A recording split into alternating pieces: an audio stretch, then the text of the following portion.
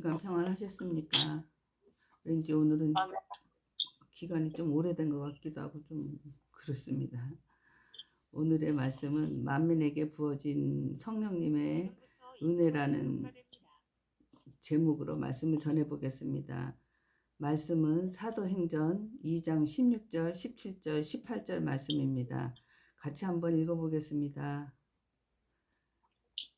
16절 이는 곧 선지자 요엘을 통하여 말씀하신 것이니 일렀으되 하나님이 말씀하시기를 말세에 내가 내 영을 모든 육체에 부어주리니 너희의 자녀들은 예언할 것이요 너희의 젊은이들은 환상을 보고 너희의 늙은이들은 꿈을 꾸리라.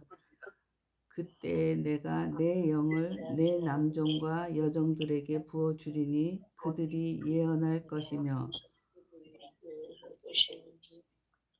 아멘. 오늘 전하고자 하는 말씀은 늘 성부 하나님과 성자 예수님께 가려서 언급이 좀 덜 되고 소외시되는 듯한 그렇게 느낌의 성령 하나님에 대해서 말씀 한번 전해보겠습니다.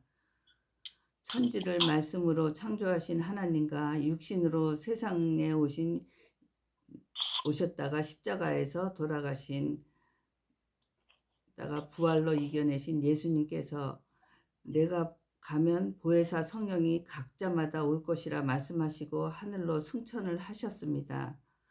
믿어지십니까, 여러분? 진짜일까요? 당연히 믿어지죠. 여러분 안에 성령님이 계시는 게 혹시 느껴지시나요? 성령님의 인도가, 매사에 성령님의 인도가 있다는 것이 느껴지시나요?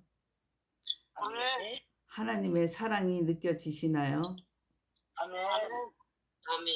그런 것들이 느껴지신다면 세상에 예수님이 육신을 입고 이 땅에 오셔서 말씀하신 것이 지금 내 안에서 그 말씀이 이루어지고 있는 것입니다. 예수님이 직접 말씀하신 만인에게 성령이 부어질 것이다라는 그 말씀이 우리 내부에서 지금도 역사하고 계시는 건데 우리는 그걸 잘 모르고 못 느끼고 있는 것 같습니다. 얼마나 감격스러운 일입니까? 그 옛날 2000년 전에 예수님 말씀하신 것이 그 애언이 내 속에서 지금 이루어지고 있다라고 생각을 하니까 정말 전율이 쫙 흐르고 감동이 저절로 나오더라고요.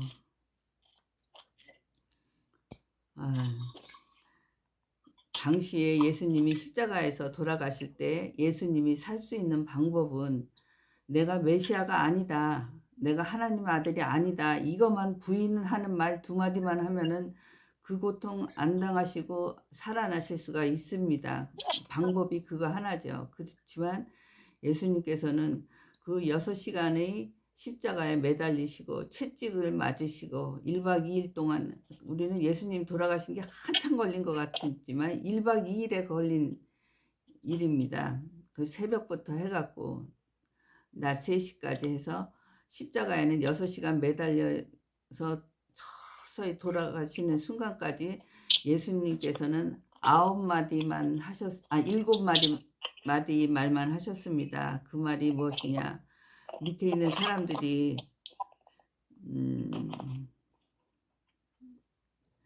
예수님은 저들을 용서하소서, 나를 지금 이렇게 십자가에 매달은 저들을 용서하소서. 한쪽 강도가 메시아임을 알아보니까 너는 나와 함께 낙원에 있을 것이다. 그 다음에 어머니가 밑에 있으니까 어머니를 여자여 라고 부르십니다. 그러면서 요한한테 어머니를 부탁을 합니다. 아들이니이다.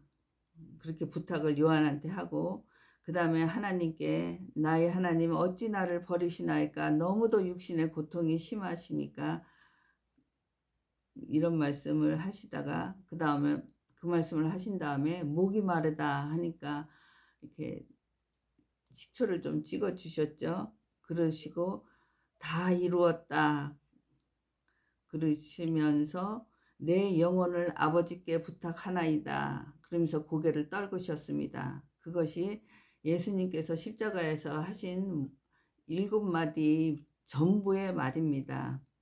예수님 끝까지 하나님을 부인하지 않으시고 메시아임을 인정하여서 우리로 하여금 성령님을 만나게 해주신 것 생각만 해도 대단하지 않습니까? 내 속에서 예수님 말한 게 역사하고 있다라니 저는 예수님이 말씀하시거나 성경에 있는 말이 저하고는 상관도 없는 말인 줄 알았더니 가장 직통으로 우리가 누리고 있는 것이더라고요. 아멘. 부활하신 예수님이 모든 사람이 보는 중에 40일을 땅에서 제자들과 먹고 마시고 하시다가 40일 만에 하늘로 모든 사람들이 보는 가운데 승천을 하십니다. 승천을 하시고 마가의 다락방에서 120명이라는 사람이 모여서 열심히 기도를 합니다. 열심히 기도를 하고 있는데 10째 되는 날 하늘에서 성령이 내려오셔서 모든 사람에게 성령을 부어주십니다. 이처럼 하나님은 우리에게 2번 오셨습니다. 한 번은 육신으로 입고 예수님으로 오셔서 우리가 당시에 살지 않았기 때문에 직접 배지는 못했지만 충분히 글로서도 많이 배웠고, 또한 영으로 오신 하나님은 지금 내 안에서 저와 함께 역사를 하시면서 우리를 보살피고 계십니다. 아멘. 성경에서 신앙생활에 제일 중요한 것은 하나님을 아는 것입니다. 또 하나님과 예수님, 성령님, 이것을 우리는 삼위일체라고 말하고 있는데, 삼위일체라는 모르는 단어가 나오면 또 깜짝 놀라고 아유 왜 또 어려운 건가 그러실 수도 있는데, 삼위일체라는 것은 세 분이 한 몸으로 되어 있다라고 생각하시면 세 분이 한 몸으로 되어 있다라고 생각하시면 크게 이해하지 못할 것도 없을 것 같습니다. 이것을 설명을 하려고 우리 인간들의 머리에 이해를 시켜보려고 온갖 말이 다 있습니다. 물이 물방울이었다, 수증기였다, 얼음 됐다. 그렇지만 결국은 물 아니냐, 뭐 그런 것도 있고, 뭐 내가 여기 앉아서 말할 때는 목사고, 뭐 주방에 있을 땐 주부고, 또 그냥 나가서는 그냥 아주 할머니고 이런 식으로 몸은 하나지만 이게 다 틀리다 뭐 그런 뜻으로도 설명들도 하고, 또 사과를 하나를 놓고 보면은 사과 껍질도 있고 사과 씨도 있고 사과 살도 있는데 우리는 그걸 뭉땅 뭉그려서 사과라고 한다, 이렇게 또 설명들을 하지만 어느 하나 그 설명이 삼위일체에 대한 완벽한 설명을 해내지 못하고 있습니다. 그래서 우리는 오직 믿음으로 삼위일체라는 세 분이 한 몸이시라는 것을 우리 믿음으로 믿는 것이 가장 정확한 것이 아닌가 그런 생각이 듭니다. 구약에서는 하나님의 영이라는 말이 나오지만 성령이라는 말은 나오지 않습니다. 우리가 성령이라는 말을 하도 쓰니까 구약에서부터 나온다고 생각을 하실지 모르지만 성령이라는 말은 오순절 이후에 나오는 말이지 구약에서는 하나님의 영이라는 말로 나옵니다. 그럼 신약에서 나오는 말이죠. 저기 성령님은. 그러니까 구약의 하나님 영과 신약의 성령님하고 조금 틀립니다. 그것을 잘 구별하시고 있으시면 성경을 읽는데 좀 도움이 됩니다. 구약의 하나님의 영은 어떠시냐 하면 왕과 제사장과 선지자에게만 기름을 부어주면서 하나님이 특별한 사람에게만 영을 내려주셔서 하나님의 영을 주셨습니다.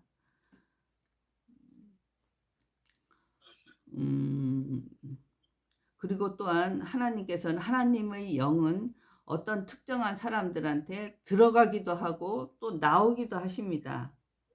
하나님의 필요에 따라서 들어도 갔다가 나오기도 했다가 그러십니다. 구약의 하나님의 영은 예를 든다면 기드온이 상당히 겁 많은 사람이었는데 하나님의 영이 부어지사 기드온이 300명이라는 용사를 데리고 미디안의 대규모 군대를 다 대파를 시킵니다.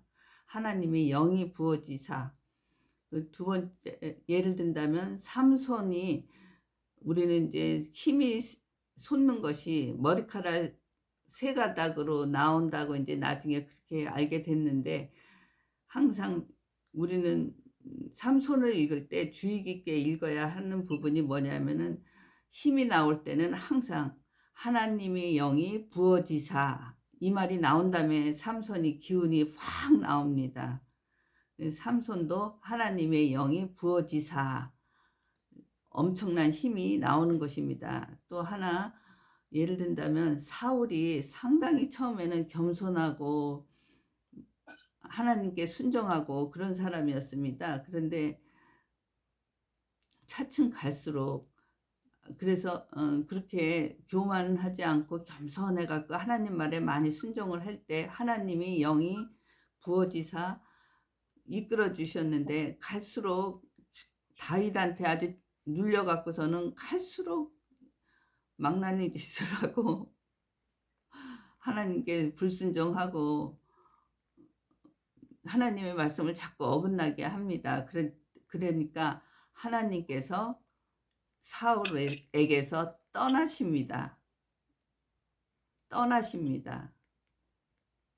이처럼 구약의 하나님은 들어오시기도 하시고 나가시기도 하시면서 하나님이 모든 이 생명들을 조절하십니다.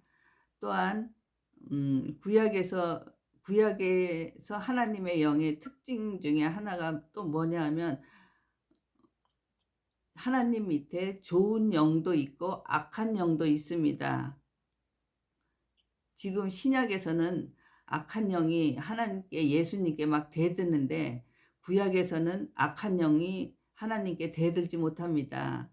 욥에서 보면은 그 사탄이 욥을 괴롭히기 전에 시험에 들게 하기 전에 하나님께 허락을 받습니다. 그러니까 하나님께서 그래라. 그러니까 가서 욥을 육체적으로 시험을 하는 것처럼 구약의 하나님은 악한 영, 선한 영을 모두 컨트롤 하십니다. 모두 컨트롤 하시는데 신약에서는 그렇지가 않습니다.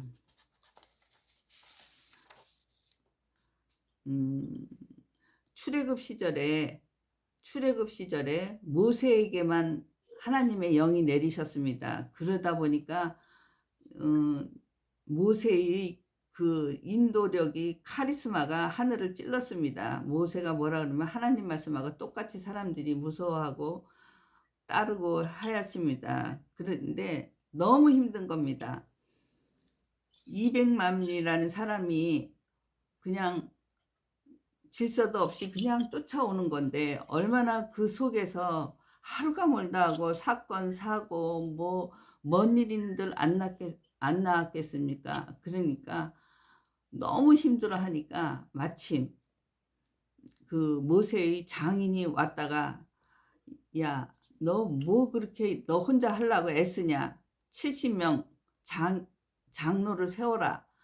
그래서 여기서 시작된 것이 직분자를 교회에서 세우는 시초가 됩니다. 시초가 직분자를 되는데 70명을 세웠습니다. 70명을 세워서 일을 해나가다 보니까 70명을 세우는 데 있어서 회막으로 다음날까지 다 70명 모여라 했는데 2명이 안 왔습니다. 68명이 왔습니다. 그랬는데 하나님의 영은 70명에게 모두 내렸습니다. 그러자 그 당시는 젊은 여호수아가 모세에게 대듭니다. 아니, 저 두 사람은 오지도 않았는데 왜 주는 거냐고. 그 너무 불공평하다고 막 그야말로 따집니다. 했더니 모세가 뭐라고 하냐면 이 만민에게 영을 부어주리라는 그 최초의 예언을 하십니다. 넌 나를 시기하냐? 넌 나를 질투하냐? 나는 온 만민이, 온 백성이 성령을 받았으면 하나님의 영을 받았으면 좋겠다. 이렇게 말씀하십니다. 그것이 그냥 평범한 말 같지만 자기를 갖다가 얼마나 힘든데 70명한테 나눠주겠다는 것을 너 왜 질투하냐? 그러지 말아라. 그렇게 모세가 다독거립니다. 그 후에 요엘이 제대로 예언을 하십니다. 어디 갔지? 요엘이 모든 만민에게 영이 내릴 것이다 라는 제대로 예언을 하십니다. 그리고 이제 그러면서 구약이 끝납니다. 그러면서 이제 신약으로 넘어와서 신약의 성령님에 한번 들어가 보겠습니다. 요한복음 14장에서는 예수님이 성령을 약속하십니다. 하늘로 떠나가시면서 몸을 가지고 있는 나는 떠나가지고 이제 몸이 없는 영이 너희에게 올 텐데 그가 바로 보혜사 성령이 올 것이다. 이렇게 약속을 하시면서 승천하셨습니다. 보혜사 성령이라는 것은 무슨 말이냐면 옆에서 늘 같이 있는 분이라는 말씀이 보혜사라는 말씀입니다. 옆에서 늘 같이 있는 분. 그런 보혜사 성령님이 이제 육신을 가지고 있었던 나를 대신해서 너희에게 올 것이다. 그리고 만민에게 성령이 부어질 것이다 라고 예언을 하시고 가십니다. 그 예언이 사도신경 오늘 읽은 2장 16, 17, 18절에서 이루어지는 것입니다. 그리고 오늘날까지 지금 저나 여러분들에게까지 그 예언이 이루어지고 있는 것입니다. 너무 감격스럽지 않습니까? 성경에 있는 대목에 내가 끼어 있다라는 것이. 구약의 하나님의 영은 창세기 1장에서 천지를 창조하셨고 예수님이 3년 동안 사역하실 동안 늘 같이 해 주셨고 그 다음에 부활로 해서 부활을 하시게끔 능력을 주셨습니다. 예수님이 십자가에서 죽으시고 부활을 하자 제자들과 부활하신 다음에 제자들과 같이 먹고 마시고 생활하시다가 50일째 되는 날 40일째 되는 날 하늘로 승천을 하십니다. 모든 사람들이 보는 가운데서 그 하늘을 봤던 그 사람들이 마가의 다락방에 모여서 기도를 하는데 열흘 만에 성령님이 내려오신 것입니다. 그래서 모든 사람에게 성령이 부어졌습니다. 그래서 기독교라는 예수님을 모시는 예수님 말씀을 우리가 듣고 닮아가고 행해보려는 이 기독교는 12월 25일 예수님 탄생일이 생일이지만 이 성령님이 주관하시는 교회의 생일은 성령 강림날인 성령이 내려오신 이 오순절이 교회의 생일이 되는 것입니다. 지난번에도 말씀드렸지만 요즘 교회는 성령이 떠나가면 90% 이상이 살아난다고 합니다. 옛날에 초대교회에서는 성령님이 떠나시면 100% 망했는데 요즘 교회는 성령님이 떠나셔도 90%가 안 망한답니다. 그만큼 성령님으로 인한 교회가 그렇게 조금이다라는 그런 비꼬는 말인데 그렇게 말이 되고 있습니다. 사도행전 2장의 예언이 이루어집니다. 아니 사도행전 2장에서 그 말씀의 예언이 이루어집니다. 다락방에 있던 120명은 왕도 아니고 선지자도 아니고 제사장도 아니고 아무 구약의 시각으로 본다면 아무도 아닙니다. 아무것도 아닙니다. 그런데 아무나 또 아닌 사람들한테 영이 임하는데 이 성령은 누구나 받을 수 있고 이제 이것을 우리도 성령을 받게 되는 것입니다. 아멘. 받았습니다. 현재 우리들은 메시아와 같은 시대에 살고 있지는 않지만 우리는 말씀으로 보았고 더욱이 성령님까지 우리 안에 계시니 구약의 사람들이 만일 우리를 본다면 얼마나 부럽겠습니까?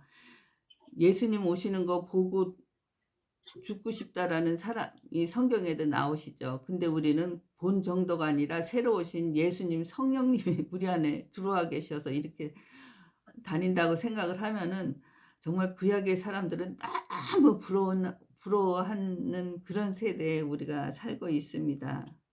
아멘. 오늘 설교 말씀을 준비하면서 내 안에 성령님이 계셔서 늘 저를 보호해 주시고 이끌어 주신다고 준비해 주신다고 생각을 하니까 온몸에 그냥 전율이 쫙 흐르더라고요. 그런데 아주 뭔지 모르게 시원함도 느껴지고 평안함도 느껴지면서 전율이 싹 흐르더라고요. 그래서 내가 어머 이게 성령 체험인가? 그렇게 갑자기 생각을 했습니다. 그랬는데 성령 체험인가? 그렇게 생각을 하면서 아니 그럼 나 여태까지 성령 체험도 못했던 거야? 뭐야? 이런 식으로 얘기를 했더니 그 감동과 전율이 싹 내려앉으면서 사그라지더라고요. 그래서 일시에 그 마음이 망가져 버리더라고요. 부서져 버려. 그래서 내가 그 순간에 아 이건 아니구나. 그래서 긍정적인 사고방식을 가지라는 거구나. 내가 부정을 하는 순간 모든 악한 영은 쳐들어오는구나. 그래서 긍정인 말을 해야 되는 거구나. 아주 체험적으로 느꼈던 것 같습니다. 아멘. 다시 본문으로 돌아와서 그러면 성령이 무엇인가에 대해서 정확히 알고 있는 것도 좋습니다. 신약에서 성령은 이상한 것이 아닙니다. 딱 한마디로 얘기를 하라면 예수님의 영이십니다.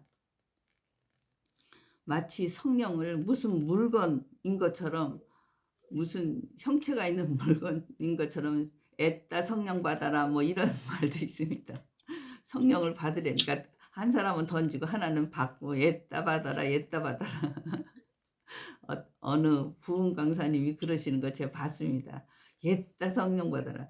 그렇지만 성령님은 예수님의 영이십니다. 절대 그렇게 해서는 안 된다고 생각합니다. 신약에서 말하는 성령님은 인격적이시라 내가 아멘.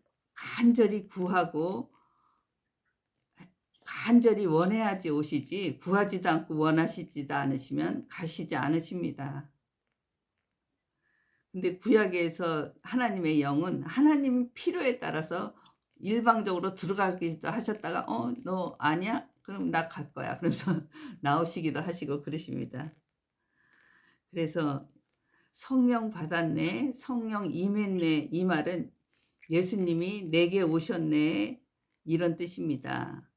예수님이 내게 오셨다라는 얘기는 예수님하고 이제 인격적 교제를 하겠다는 뜻입니다. 인격적 교제라는 것은 아버지와 자녀같이 슬픔과 기쁨을 같이 하며 함께 가는 것이지 일방적인 수직적 명령계통, 상하이 명령계통의 그런 관계가 아니라는 그런 말입니다. 또 구약의 하나님의 영은 절대로 일반 사람들 아무나 한 사람들에 가까이 오지 않으십니다. 늘 멀찌감치 서서 지켜보십니다. 그래서 구약의 하나님이 어떤 면에서는 더 편할 수도 있다라고 생각이 드는 게 그냥 이렇게 하나님이 시키면 하고 순종하라 그러면 하고 순종하고 하나님이 명령하시는데 순종하지 않으면 죽고 뭐 뭐 이런 거로 시키면 하면 되는 거. 좀 마음 겸손하게 맞아서 그런 구약의 하나님이셨는데 신약으로 온 성령의 하나님은 하나님이 내 속에 들어오신다는 것, 그것이 성령의 역사입니다. 성령의 역사라는 말이 좀 어려운 말 같지만 별거 아니고 하나님이 내 안으로 들어오신다는 말씀입니다. 지금 우리들 마음에 들어오신 것이 하나님의 역사하신 것입니다. 아멘. 직접 내 안에 들어오셔갖고 아주 그냥 나보다 더 잘하십니다. 아유, 어떤 때는 아주 징그러울 정도로 이런 말 하면 안 되죠. 나보다 더 저를 아셔갖고 구약에서는 간음하지 말라가 율법입니다. 그래서 눈에 보이게 간음을 하면 처벌을 받지만 신약에서는 웅큼한 마음 먹는 거로도 벌써 간음을 했다고 합니다. 그러니 얼마나 어려운 겁니까? 쉬운 듯 너무 어려워졌습니다. 구약에서는 하나님이 영은 들어오시기도 하고 나가시기도 하시지만 신약의 영은 성령님은 한번 들어오시면 절대 안 나가십니다. 그래서 영원한 영생을 얻는다는 거, 그 말이 한번 들어오시면은 절대 안 나오십니다. 그러면 성령님이 우리에게 들어와서 무슨 일을 하시냐면 하나님을 알게 하고 거듭나게 하시고 믿게 하시고 뭐 이런 일들, 그리고 이제 능력을 막 나타나게 하십니다. 그리고 하나님의 일을 하시게 하시고 수직 상하관계의 하나님과의 관계에서 하나님이 아버지이심을 평등관계로, 인격적 관계로 엄청난 일을 하시고 십자가에서 죽기까지 모든 말씀을 성취하신 예수님이 말 없으신 침묵의 생명의 피는 감히 우리가 이해할 수도 없고 이해할 필요조차도 없는 믿음이라는 하나님 내리시고 예수님 보여주시고 이를 마음속에 자리 잡아 성장케 해주시는 삼위일체 하나님께서 주신 선물에 감사할 뿐입니다. 그저 감사로 저기야지 그것을 파헤쳐서 이해를 해보겠다고 덤벼들어서는 아무것도 이해할 수가 없습니다. 예수님 십자가의 죽으심의 보혈의 피로 하나님의 영은 성령으로 바뀌게 되고 우리 안에 계시고 그 체험은 사람마다 경험하는 게 다 다르게 됩니다. 성령의 역사라는 것이 뭐라고 좀 전에 말씀을 드렸죠. 하나님께서 우리 안에 들어오시는 게 성령의 역사입니다. 그래서 성령의 역사는 무슨 일을 하냐면 사람을 거듭나게 합니다. 아멘. 니고데모가 예수님한테 가서 거듭나라 그러니까 아니 늙은 사람이 어떻게 또 거듭을 납니까? 이렇게 질문했던 것처럼 했는데 성령의 역사는 사람을 거듭나게 하는 것입니다. 그것이 제일 중요한 성령님의 사역이십니다. 거듭나게 한다는 얘기가 뭐냐면 하나님의 자녀가 되게 하는 것입니다. 여태까지는 우리가 우리의 호족상의 엄마, 아버지의 자녀로서 있었지만 다시 태어나서 하나님의 자녀가 되는 것입니다. 그것이 거듭나는 것입니다. 영의 거듭남입니다. 신앙생활에서 제일 중요한 것 중에 하나가 뭐냐면 하나님이 나를 사랑한다라고 하는 이 느낌을 가질 수 있어야 됩니다. 이 느낌, 이 생각, 이게 모든 기도의 출발이고 신앙의 출발일 수가 있습니다. 왜냐하면 하나님이 나를 사랑한다고 것을 못 느끼면 기도도 안 되고 신앙도 안 되고 그냥 교회의 마당만 밟는 그런 신앙생활을 하게 되는 것입니다. 신앙생활은 절대로 거저가 공짜가 없습니다. 기독교에서 이제 하다 보면은 예수님이 은혜가 은혜가 주시고 사랑이 많으시고 막 그러다 보니까 모든 것이 공짜인 것 같은 느낌이 드는데 절대 공짜 없습니다.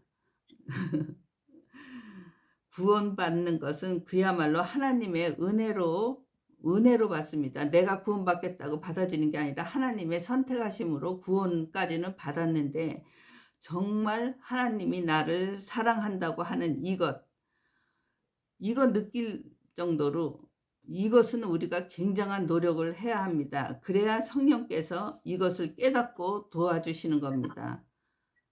구원받고 깨달음까지도 모두 성령님이 해주시는 거 아닙니다. 일단 들어오셔서 도와는 주시지만 본인의 노력이 엄청나야 되는 것입니다. 이렇게 성령님께서 우리를 하나님을 알게 하도록 도와주시는 것 중에 가장 중요한 것이 기도를 하게 해주십니다.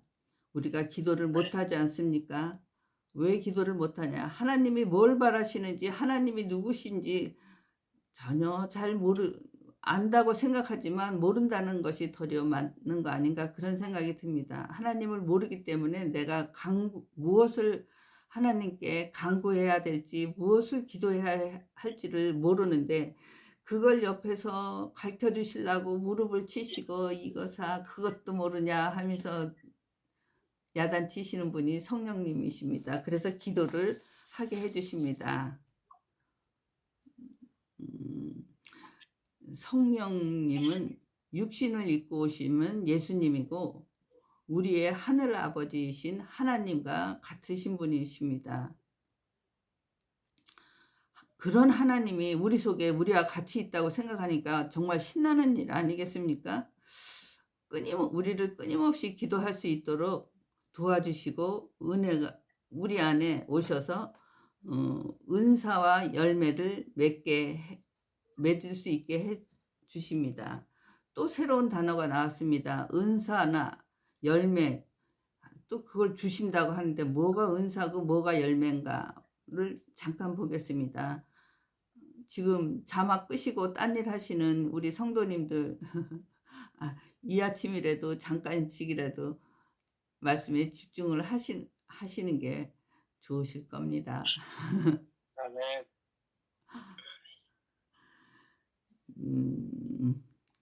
이 말씀이 마지막이 오니 지루함 조금만 참고 딴 일 잠깐 멈추시고 같이 예배 드렸으면 합니다. 저희 집 식구들이 그러고 있기 때문에 다른 분들도 그러시리라 생각을 해서 제가 지금 그런 못된 사람들 우리 집 식구들이요.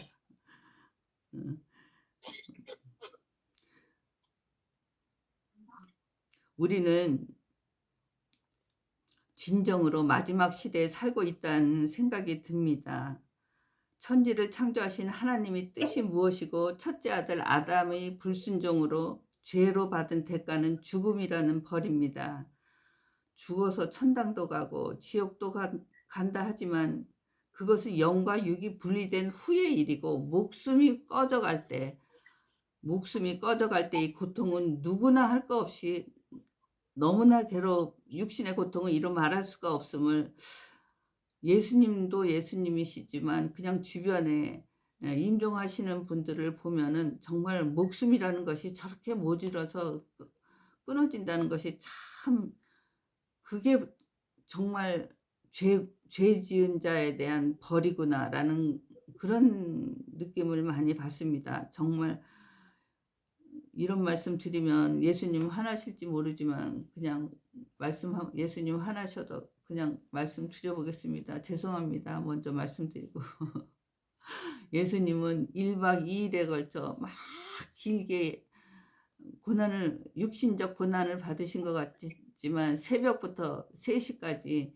1박 2일도 채 안 되는 동안에 고통을 받으시고 죽으셨습니다. 그런데 이 파킨슨병은 아이고 몇십 년을 하루도 긴장 없이 지내는 날 없이 정말 만만치 않습니다. 그래도 그래도 우리 마음속에 성령님이 계시니까 손잡아 주시니까 그것으로 이겨내리라 믿습니다. 아멘. 지금 이제 은사와 열매, 성령님이 은사와 열매를 준다고 말씀드렸는데 은사는 능력이고 열매는 인품이나 사람 됨됨이입니다. 방언의 은사, 지혜의 은사, 뭐 신유의 은사, 그런 무엇의 은사, 이런 말 많이 들어보셨지요. 하나님께서 주신 선물이라는 뜻입니다. 네, 은사와 재능은 조금 틀립니다. 똑같이 엄청 잘하는데 은사는 하나님의 영광을 위해서 쓰여지고 재능은 자기 밥 벌어먹는 세상의 일을 위해서 쓰는 것이 재능이고, 은사는 하나님의 일을 위해서 쓰는 것이 틀립니다. 은사와 재능은 그 분야에서 굉장히 잘하는 것은 똑같지만 어떻게 쓰냐에 따라서 그것이 은사다, 그것이 재능이다라고 갈라집니다. 하나님은 필히 우리 각자에게 필요에 의해서 우리들에게 각자의 은사를 선물을 주시는데 그게 은사입니다. 그것이 한마디로 쉽게 이해를 하려면 능력입니다. 능력, 말할 수 있는 능력, 깨달을 수 있는 능력, 모든 능력을 이렇게 선물로 주십니다. 근데 또 그거로 끝내면 안 되고 열매가 반드시 있어야 됩니다. 이 열매는 사랑과 화평, 충성, 온유, 절제, 참음, 이런 것들이 열매입니다. 어떠한 일을 함으로 인해서 나타난 결과물들이 온화하고 평안해야 합니다. 그것이 열매입니다. 하나님 앞으로 돌아오는 사람이 많아야 됩니다. 그것이 열매입니다. 그래서 열매는 구체적으로 본다면은 그 사람의 됨됨이, 성품이 이렇게 좀 바뀝니다. 그것이 각 사람의 열매가 되는 것입니다. 아무리 능력이 많아도 오래 참을 줄 모르면 은사가 사라집니다. 성령님은 계시지만 은사는 사라진다는 말씀입니다. 성령님은 한 번 들어오면 안 나가십니다. 나갈 거라고 착각하시지 마시고 마음대로 하려고 그러시지 마세요. 여기 계신 분들은 다 성령님이 들어오신 상태시니까. 아무리 은사가 뛰어나 은사를 받아도 절제하지 못하면 소용이 없는 것입니다. 그 은사가 아무리 뛰어나도 사랑이라고 하는 인품이 따라주지 않으면 그것도 사라집니다. 아버지의 마음을 조금이라도 내가 품고 산다면 그것은 성령이 주신 마음입니다. 내가 만들어낸 마음이 아닙니다. 내가 죄인이구나, 내가 하나님의 자녀구나, 내가 구원을 받았구나, 하나님이 나를 사랑하시구나, 조금이라도 그런 마음이 든다면 내가 너를 고아처럼 버려두지 않으리라 라는 그 말씀이 비로소 이해가 되는 것입니다. 성령님이 우리 안에 계시는 겁니다. 오늘 말씀의 주제는. 그러니 함부로 웅큼한 마음만 먹어도 그건 간음입니다. 그렇게 무섭게 쳐다보고 다 일일이 참견하고 계십니다. 예수님도 멀리 하셔서 덤덤하시고 놓고 있는 형상도 없으신 성령님을 우리는 희미해지지 않게 하시려면 늘 생각하고 늘 사모하고 늘 말씀을 듣으며 생활해야 할 것으로 믿습니다. 말씀 들으시느라고 수고 많으셨습니다. 잠깐 기도하겠습니다. 하나님 아버지 감사합니다. 4월 첫째 주 주일 예배 말씀 전하기를 마쳤습니다. 입 벌린 자 말씀 담아 전하게 하시고 귀 있는 자 말씀 듣게 하여 주시오니 감사합니다. 2000년 전 온 만민에게 성령이 부어질 거라는 말씀이 내 안에 오늘도 성령님 보살핌을 받고 있다는 놀라움과 감동의 예배를 드릴 수 있도록 해주심에 감사를 드립니다. 우리들은 교회 밖 생활을 할 때 평생 하나님을 잊어버리는 경우가 많이 있습니다. 내 마음대로 가는 길이 있다면 막아주시옵소서. 하나님의 지혜 안에서 허락하신 땅 위의 세상을 살게 하여 주시옵소서. 하나님이 원하신 바를 몰라 구하지도 못하면서 정작 우리는 잘하고 있는 것으로 착각하고 기도의 응답을 기다리고 있는 것이 있다면 깨닫고 알 수 있는 은혜 내려주시옵소서. 아멘. 깨달아 아는 겸손이 있다면 올려주시옵소서. 교만이 있다면 내려주시옵소서. 오늘의 말씀을 예수님께 드림의 이름으로 기도드립니다. 아멘. 아멘. 감사합니다. 수고하셨습니다. 수고하셨습니다. 감사합니다. 또 165장 1대 영광 마찬가지로 올리겠습니다.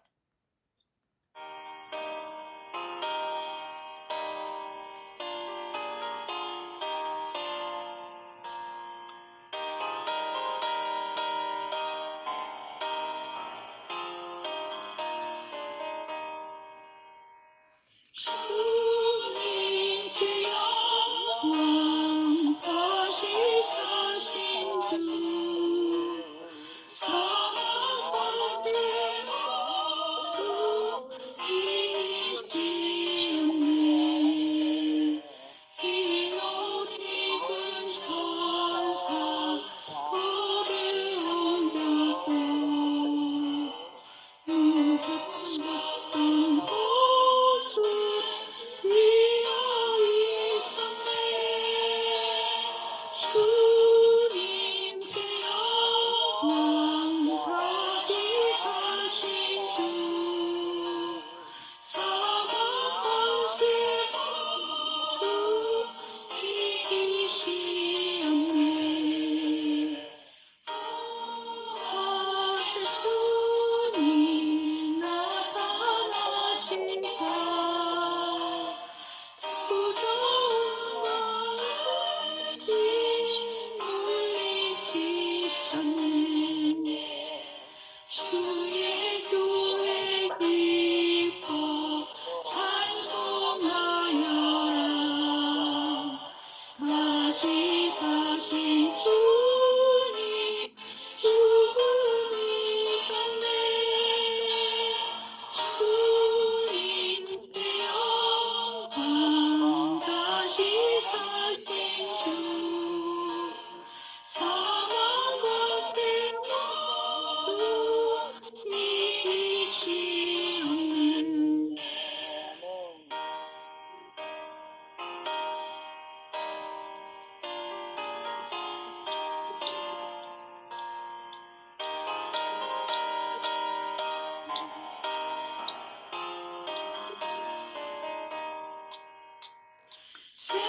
생명의 임금 영광의 주님 주님 없는 삶은 헛될 뿐이다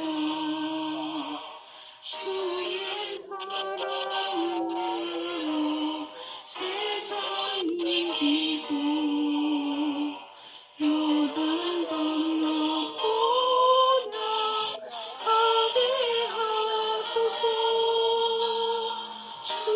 주님께 영광 다시 사신 주 사망과 세모도 이기시었네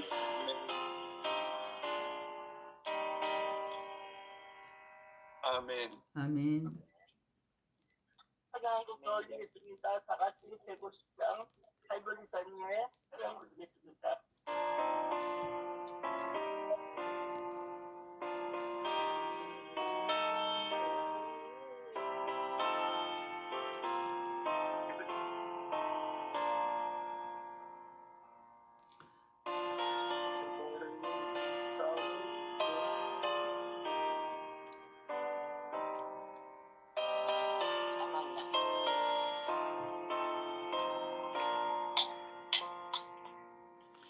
갈고리